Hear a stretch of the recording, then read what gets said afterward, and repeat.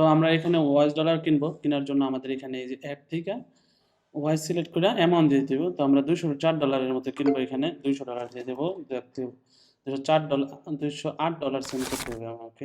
Okay, fund to receive, send to fund, add fund wise. আচ্ছা, তো আমি withdraw দেওয়ার পরে এখানে কিন্তু অলরেডি রিকোয়েস্ট আইসা পড়ছে। আমি যদি এখানে যাই, এখানে দেখবো যে একজন অ্যাকসেপ্ট করছে, উনি হইতেছে কলম্বিয়ার সম্ভবত। ইয়েস, ওরে আমি আমার ওয়াইজে ইমেল দিয়ে দিব। সো আমি হইতেছে ওর কাছ থেকে নিব $200 আর আমি সেন্ড করবো $204। সো আমি জাস্ট এইখানে ওরে আমার ইমেলটা দিয়ে দেব, ওয়াইজ ইমেল লিখে দিব, wise email is send.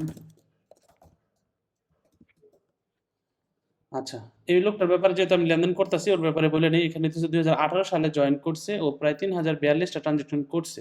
Or rating হইতেছে 4.86 5 থেকে। আর লোক কান্ট্রি হইতেছে সম্ভবত কলম্বিয়া, যেখানে তো COL লেখা, এবং এটা হইতেছে ওর নাম। আমি এই যে অলরেডি ওকে বলে দিছে। সো আমি আমার এই ওয়াইজ অ্যাকাউন্টে ডলারটা নিতেছি। আমার ওয়াইজ অ্যাকাউন্টে কিন্তু এখন 0 ব্যালেন্স আছে, সবগুলো কারেন্সি 0 আছে।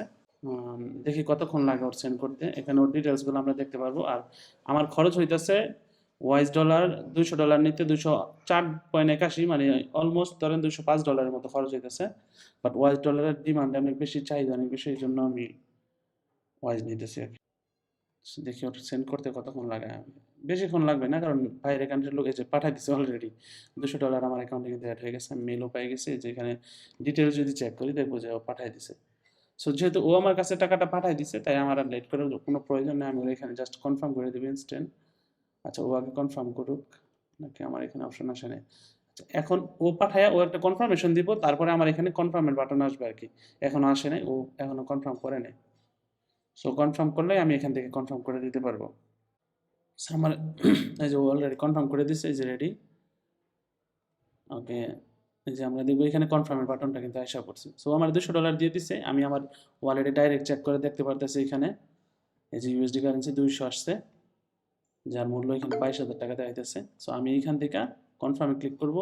I accept, I have received the correct amount, confirm, and ওরে 5 স্টার দিয়ে দিব, and I have rated him 5 star, এটা ওরে লাইভ চ্যাটে বলেও দিব।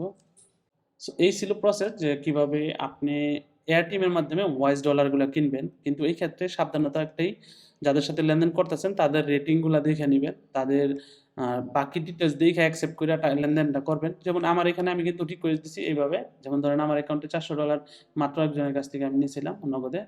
নেওয়ার পরে আমি এই অ্যামাউন্টটা সেল করছি, উইথড্র দিছি আর কি।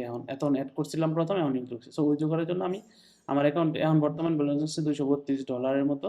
আমি এটা যদি উইথড্র করে যাই ওয়াইজে, দেখেন উইথড্রতে ক্লিক করবো, ওয়াইজে ক্লিক করবো।